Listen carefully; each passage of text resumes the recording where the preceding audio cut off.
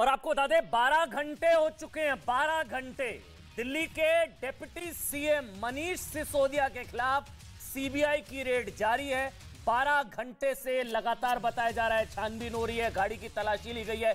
बड़ी खबर, रात के 8 बज चुके हैं, सुबह 8 बजे से चल रहा है ये सब। सुबह 8 बजे रेड शुरू हुई थी, पूछताछ रेड, एफआईआर में भी आरोपी नंबर 1 है मनीष सिसोदिया।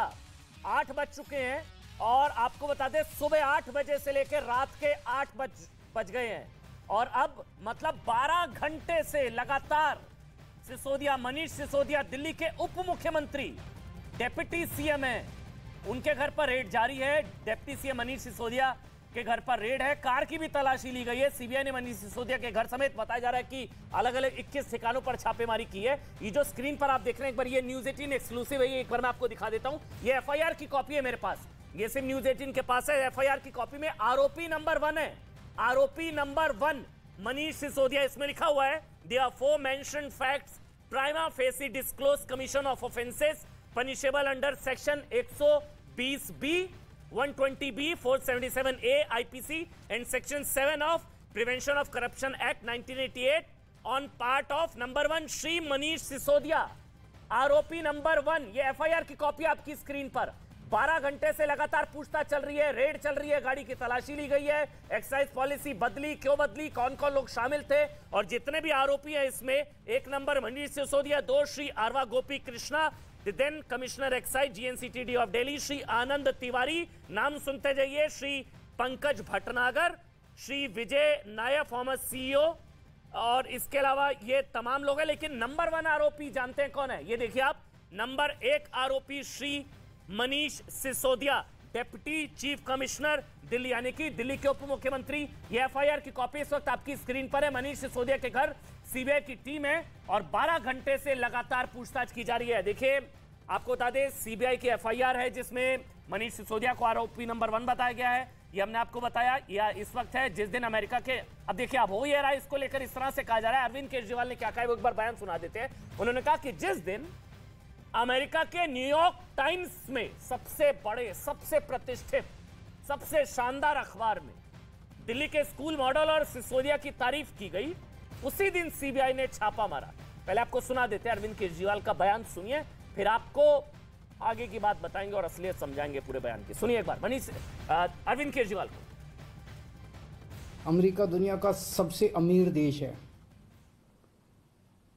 और अमेरिका का सबसे बड़ा अखबार है न्यूयॉर्क टाइम्स। न्यूयॉर्क टाइम्स में खबर छपने के लिए बड़ा मुश्किल होता है न्यूयॉर्क टाइम्स में खबर छपना। कल के न्यूयॉर्क टाइम्स के फ्रंट पेज पे ये खबर छपी है। दुनिया के सबसे शक्तिशाली देश के सबसे बड़े अखबार के फ्रंट पेज पे ये दिल्ली के शिक्षा मॉडल पे खबर छपी है। अब देखिए इस चीज को लेकर कहा जा रहा है कि दुनिया के सबसे बड़े अखबार न्यूयॉर्क टाइम्स, वैसे वो खुद अपने मुंह से शायद गलती से कह गए, खबर छपवाने और छापने, मतलब कोई खबर छपी या छपवाई गई उसको लेकर अलग विवाद है। लेकिन देखिए न्यूयॉर्क टाइम्स में खबर छपी। अब है क्या न्यूयॉर्क टाइम्स?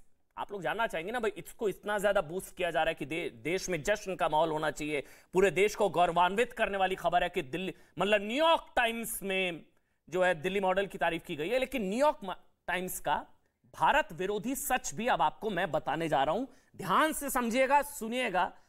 यह वही न्यूयॉर्क टाइम्स है जिसने भारत के मिशन मंगलयान का मजाक उड़ाते हुए कार्टून छापा था। इसको एक बार जरा सा जूम कर दीजिए, कैमरे से एक बार जूम कर दीजिए। ये न्यूयॉर्क टाइम्स ने कार्टून छापा था। अरविंद केजरीवाल न्यूयॉर्क टाइम्स दिखा रहे हैं, मैं ये एक बार जूम कर दीजिए इसको। न्यूयॉर्क टाइम्स ने मिशन मंगलयान को लेकर क्या कार्टून छापा था उसको एक बार देखिए, फिर आपको समझ आएगा न्यूयॉर्क टाइम्स जो है कितना बड़ा दुष्प्रचार का सबसे बड़ा हथियार है। देखिए एलीट स्पेस क्लब, और यहां देखिए इंडिया को जो दिखाया गया है कि भारत नॉक नॉक कर रहा है, धोती पहन के इंडिया को खड़ा किया था। ये देखिए आप, ये देखिए आप, ये है न्यूयॉर्क टाइम का सच। ये न्यूयॉर्क टाइम का ये वो कार्टून है। ये न्यूयॉर्क टाइम ने भारत का मजाक उड़ाया था, मंगल मिशन का मजाक उड़ाया था। ये वो मैं कार्टून लेकर आया, मुझे लगा जिससे शुरू करना चाहिए कि न्यूयॉर्क टाइम्स क्या है। क्या न्यूयॉर्क टाइम्स सबसे बड़ा हिंदू फोबिया फैलाने वाला और इंडोफोबिया मतलब भारत फोबिया फैलाने वाला एंटी इंडिया दुष्प्रचार का सबसे बड़ा हथियार है। मैं कह सकता हूं इसको न्यूयॉर्क टाइम्स। अब एक एक करके मैं आपको बताता हूं, ये आपने देख लिया, आपको आपका जरूर खून खोलेगा। और जो लोग कह रहे थे कि भाई न्यूयॉर्क टाइम्स में खबर छपी है, न्यूयॉर्क टाइम्स में तो जश्न का माहौल है, ये है न्यूयॉर्क टाइम्स। ये मंगलयान मिशन मंगल का मजाक उड़ाया था न्यूयॉर्क टाइम्स, जिसने अनुच्छेद 370 की समाप्ति पर दुष्प्रचार किया। कहा कि कश्मीर में हजारों मुस्लिम हिरासत में हैं। ये देखिए, एक तरफ न्यूयॉर्क टाइम्स की तारीफ हो रही है, अब न्यूयॉर्क टाइम्स का असली चेहरा। और सुनिए, जब 2019 में जब कश्मीर में शांति थी, तब न्यूयॉर्क टाइम्स ने कहा कि कश्मीर जीता जागता नरक है। जीता जागता, इसको भी जूम कर दीजिए भाई, जीता जागता नरक है, लिविंग हेल। ये मैं सारे आर्टिकल्स लेकर आया न्यूयॉर्क टाइम्स की असलियत बताने के लिए। ये देखिए, इसमें लिखा गया है ऊपर लिविंग हेल। देखिए, inside Kashmir cut off from the world, a living hello.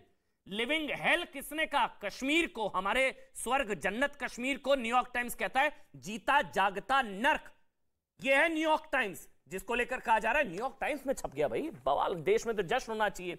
यह वही न्यूयॉर्क टाइम्स है जिसने एनआरसी पर भारत हिंदू राष्ट्र बनने के करीब है ये कहा था। यह वही न्यूयॉर्क टाइम्स है जिसने प्रधानमंत्री नरेंद्र मोदी पर रिपोर्ट छापी और कहा कि भारत की धर्मनिरपेक्ष छवि के लिए मोदी बहुत बड़ा खतरा है। यह वही न्यूयॉर्क टाइम्स है जिसने कोरोना के वक्त कोई नहीं भूल सकता, फेक न्यूज फैलाई और भारत में मौतों का आंकड़ा कई गुना बढ़ा चढ़ाकर बताया। वो भी आर्टिकल है मेरे पास, वो बताया 42 लाख, 3.25 लाख लोगों के आसपास की मौत हुई थी, 13 गुना बढ़ाया उसको 42 लाख। फिर इंडिया का ऑफिशियल स्टैंड भी आया था कि न्यूयॉर्क टाइम्स गलत न्यूज फैला रहा है। ये वही न्यूयॉर्क टाइम्स है जिसने पुलवामा आतंकी हमले के वक्त लिखा ब्लास्ट, आतंकी हमला नहीं, ब्लास्ट हो गया था, आतंकी हमला नहीं था। ये वही न्यूयॉर्क टाइम्स है जिसने दिल्ली में वैकेंसी निकाली थी ना, ये तो आप हैरान हो जाएंगे। तब जो जॉब वैकेंसी निकाली थी उसमें लिखा था कि मोदी जो है वो मस्कुलर नेशनलिज्म और हिंदू राष्ट्र बना रहा है। तो पत्रकार चाहिए, मतलब ऐसे पत्रकार उसकी वैकेंसी में था जैसे वो जो है तो हिंदू विरोधी पत्रकार होने चाहिए, एंटी इंडिया पत्रकार होने चाहिए, एंटी मोदी पत्रकार होने चाहिए और राष्ट्र विरोधी पत्रकार होने चाहिए, दुष्प्रचार वाले पत्रकार चाहिए थे। ये है न्यूयॉर्क टाइम्स का भारत विरोधी एजेंडा। ये बताने के लिए आपको बहुत जरूरी है। हालांकि समझिए जो आगे बता रहा हूं, न्यूयॉर्क टाइम्स में दिल्ली के शिक्षा मॉडल की खबर छपी या छपवाई गई। अच्छा, इसको लेकर भी विवाद है। ये दो तस्वीरें आपके सामने, एक ही खबर, एक ही तस्वीर। देखिए नीचे मनीष सिसोदिया वाली तस्वीर, इधर भी मनीष सिसोदिया वाली तस्वीर, सेम आर्टिकल और सेम लेखक भी वही, जिस लेखक भी वही, आर्टिकल भी वही, तस्वीर भी वही। जो न्यूयॉर्क टाइम्स में छपा वही खलीज टाइम्स में छपा। इसको लेकर बीजेपी ने सवाल उठाया कि भाई ये खबर है या एडवर्टोरियल है, मतलब या तो पेड न्यूज है या तो ये पैसा देकर खबर छपवाई गई है। और अरविंद केजरीवाल के मुंह से भी निकला कि खबर छपवाना या छापना, उन्होंने बाद में ठीक किया कि बहुत मुश्किल होता है न्यूयॉर्क टाइम्स में, तो खबर छपी या छपवाई गई, इसको लेकर भी एक जैसे शब्द, दोनों लेखक भी एक जैसा होना, इसको लेकर भी है। अब शराब नीति को लेकर कुछ सवाल जल्दी से, फिर डिबेट शुरू करेंगे। शराब नीति को लेकर क्या क्या सवाल है? सवाल है कि शराब नीति से 144 करोड़ का क्या नुकसान हुआ, सवाल नंबर 1। सवाल नंबर 2, नई शराब नीति सही तो फिर वापस क्यों ली?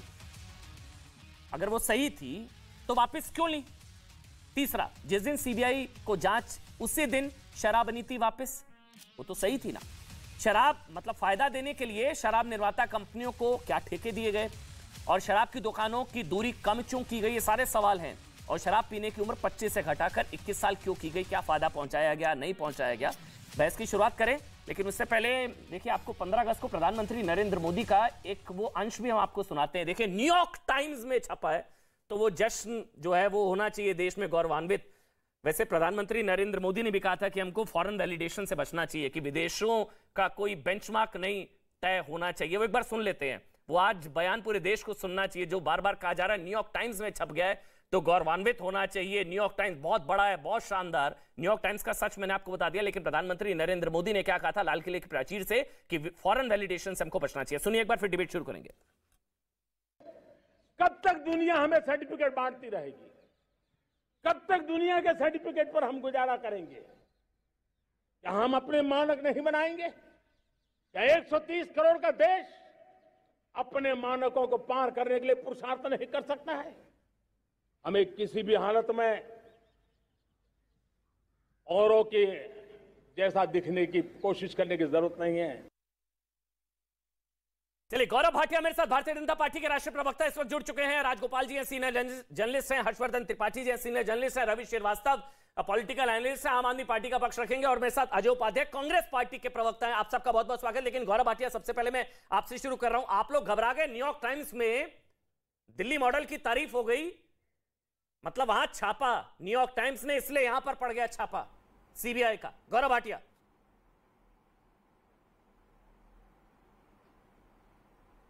अमन जी, देखिए, सबसे पहले न्यूयॉर्क टाइम्स क्या छापता है या कोई और टाइम्स क्या छापता है, ये बाद में बात करेंगे। आज जो चर्चा का विषय है, पहले मैं वो मुद्दा रखना चाहूंगा। आपने बहुत अच्छी बात एक पूछी। आपने कहा कि आपकी आबकारी नीति अगर सही थी तो वापस क्यों ली, पहला प्रश्न। दूसरा प्रश्न ये है, ये उस समय की बात है जब कोविड की दूसरी लहर पूरे भारत को चपेट में ले रखी थी। दिल्ली में जो हालत थी, आपने भी देखा, सारे यहां पे पैनलिस्ट ने देखा होगा, फोन घुमा के मदद करने के लिए हर व्यक्ति, हर नागरिक बाहर आया। दिल्ली में ऑक्सीजन नहीं था, दवाइयां नहीं थी, बेड नहीं था। उस वक्त कट्टर ईमानदार अरविंद केजरीवाल ये नहीं सुनिश्चित कर रहे थे कि ऑक्सीजन हो, ये नहीं सुनिश्चित कर रहे थे किसी के आंसू पहुंचे, वो ये सुनिश्चित कर रहे थे कि कैसे वसूली करें और ये जो लिकर माफिया है इनको कैसे ठेके दिए जाए। बहुत दर्द होता है। तो मैं ये पूछना चाहूंगा, क्या अरविंद केजरीवाल की प्राथमिकता ठीक है? तीसरी बड़ी बात, ये बताना आज होगा कि जिसको ये कट्टर ईमानदार सतेंद्र जैन को सर्टिफिकेट देते थे, वो 3 महीने से जेल की सलाखों के पीछे है। बताते हैं उसकी याददाश्त भी चली गई है। लेकिन अगर अरविंद केजरीवाल जी उससे जाएं और कहें कि लॉकर का पासवर्ड बता दो क्योंकि रुपया चाहिए जो लूट खसोट का है, तो सतेंद्र जैन की याददाश्त वापस आ जाएगी। चौथी बात, ये जो आबकारी नीति है ना, इसमें सबसे बड़ा घोटाला क्या है? 2% कमीशन मिलती थी L1 को, ये 12% कर दी गई। आप सोचिए, 5 गुना बढ़ाई, 5 गुना बढ़ा दी। ये किसका रुपया था? क्या ये सत्य नहीं है? इससे 8,000 करोड़ रुपए का एक का नुकसान हुआ है, और ये नुकसान जनता का है। जो रुपया शिक्षा के लिए, चिकित्सा के लिए लग सकता है, वो जा रहा है वसूली करने वाले ठेकेदारों को, और क्योंकि वही रुपया वापस घूम के अरविंद केजरीवाल की तिजोरी में जा रहा है। ये बड़े सवाल है। न्यूयॉर्क टाइम्स पे जो मुझे कहना है मैं कहूंगा जरूर, लेकिन कहते हैं ना कि अगर कैंसर हो तो जुकाम लगा हो तो पहले जुकाम की बात नहीं करेंगे, पहले कैंसर की बात करेंगे। अरविंद केजरीवाल भारतीय राजनीति के वो कैंसर हैं जो कट्टर बेईमान खुद भी हैं और जिनके मंत्री भी कट्टर बेईमान। रवि श्रीवास्तव, आवाज पहुंच रही है आप तक तो मैं सवाल लूंगा। आपने सुन ही लिया होगा, सवाल तो कुछ है नहीं, जवाब दे दीजिए। रवि श्रीवास्तव, गलत नीति तो पॉलिसी वापस क्यों ली? आबकारी नीति वापस क्यों ली? रवि श्रीवास्तव। देखिए, पॉलिसी अच्छी थी, और पॉलिसी को जो पहले वाले इनके लेफ्टिनेंट गवर्नर अनिल बैजल जी थे, उन्होंने बहुत पढ़ने के बाद में अप्रूव की थी। पॉलिसी में कोई खराबी नहीं थी, पर जब उनके लाइसेंसेस ही खत्म हो रहे थे, जो 1 जुलाई को 3 महीने के लिए रिन्यू हुए थे, तो उसके पास कोई ऑप्शन नहीं था कि पॉलिसी को वापस ले लिया जाए। और पॉलिसी तो अच्छी है, पॉलिसी में कोई प्रॉब्लम नहीं है। जांच होने दीजिए, सच्चाई सामने आएगी, पता लगेगा। और सवाल सबसे बड़ा ये है कि ये बीजेपी कौन होती है चार्जेस बनाने वाली? या बीजेपी क्या सीबीआई की एजेंट है क्या? ये क्या, इनको क्या राइट है कि ये सवाल पूछे? सवाल सीबीआई पूछेगी, उनको जवाब दिया जाएगा, कोर्ट में जिरह होगी, एविडेंसेस के सामने। आबकारी नीति अच्छी थी, आम आदमी पार्टी उसका जवाब देगी। अच्छी थी, इनको परेशान होने की क्या जरूरत है कि भाई ये चार्ज है 144 करोड़ का है, ये 30 करोड़ का है, ये लाइसेंसेस नहीं, आबकारी नीति अच्छी थी, पॉलिसी अच्छी थी, तो फिर विड्रॉ क्यों की? रवि श्रीवास्तव, ये कौन होते पूछने वाले? विड्रॉ क्यों करिए, समझा दीजिए। रवि श्रीवास्तव, विड्रॉ क्यों करिए अगर अच्छी थी पॉलिसी?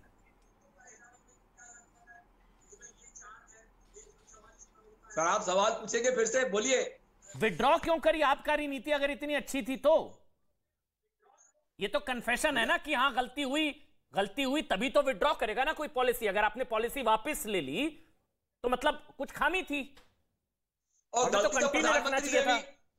गलती तो प्रधानमंत्री से भी हुई थी, जो काले कानून वापस लिए थे कृषि तो के। मतलब आप मान रहे हैं गलती थी, वापस लिए थे। चलिए तो ये आप मान रहे भी हुई थी। चलिए आप ये मान रहे हैं गलती थी, ये अच्छी चीज है ना।